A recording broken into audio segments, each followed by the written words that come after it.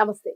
పశ్చిమ బెంగాల్లో తీవ్ర ఉత్కంఠ రేపిన దమయంతి సేన్ షూటర్ కథ ఇప్పుడైతే సుఖాంతమైంది. అసలు ఆవిడ ఎక్కడికెళ్ళింది?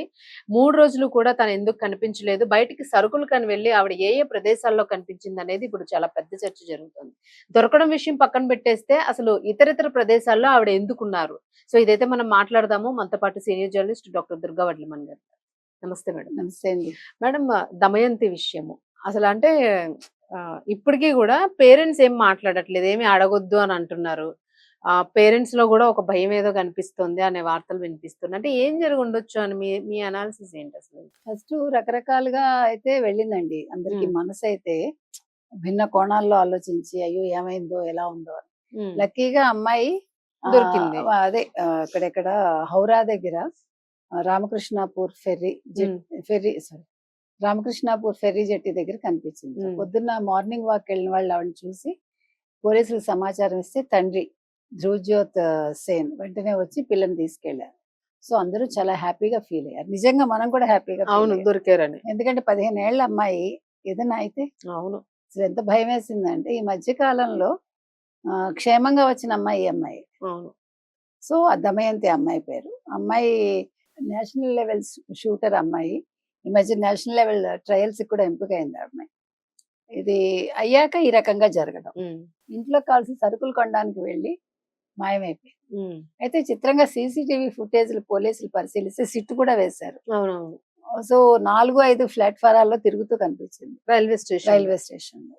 తర్వాత ఇంకొక రథయాత్ర ఏంటది మహేష్ మహేష్ రథయాత్రలో కూడా కనిపించిందని ఎవరో చెప్తే పోలీసులు 4 బృందాలు పంపించారు. అయితే లక్కీగా నిన్న ఫెర్రీ జెట్టి దగ్గర కనిపించటం ఊపిరి పీల్చుకున్నారు. అవును. ఇరుగు పొరుగు కూడా చాలా సంతోషించారట పాప ఇంటికి వచ్చేసిందని.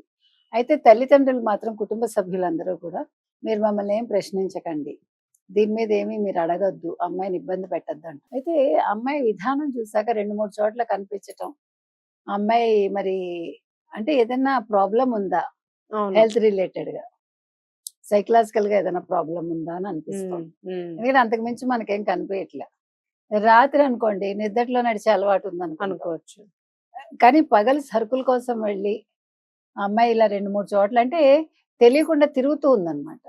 అంటే సరుకుల కోసం అంటే ఇంట్లో జనరల్ గా అలవాటు మీద వెళ్ళి ఉండొచ్చు. లోపల ఏదైనా ఇంక ఇంటెన్షనల్ గా అంటే నాకైతే మరి నెగిటివ్ ఏం కనిపించలేదండి. అంటే చచ్చిపోవడానికి వెళ్ళడం లేకపోతే ఏదో బాయ్ ఫ్రెండ్ అలా మనకేం మనసుకి అనిపించట్లా. అంటే మనకు తెలియదు. ఇప్పుడు జరిగిన దాన్ని బట్టి అమ్మాయికి ఏదైనా మానసిక వ్యాధి ఉందా అని అనిపిస్తుంది అంతే.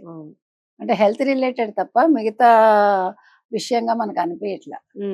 ఉండుంటే ఇలా వెనక్కి రాలేదు పాపం. చనిపోదాం అని కూడా అనుకుని ఉండకపోవచ్చు అనిపిస్తుంది. ఓన్లీ థింగ్ మానసిక వ్యాధి ఉంటే వాళ్ళు ఏం చేస్తున్నారో వాళ్ళకి తెలియదు కదా. అవును, అలాగే తెలియకుండా తిరగటం అట్లాగా. సో ఫోన్ ఒకటి పట్టుకెళ్ళింది వెళ్ళేటప్పుడు. సో అదొకటి మంచిదైంది. అవునవును. కానీ ఫోన్ ఉన్నా పట్టుకోలేకపోయారు అనుకోండి. ఏది ఏమైనా దమయంతి కథ అయితే సుఖాంతమైంది.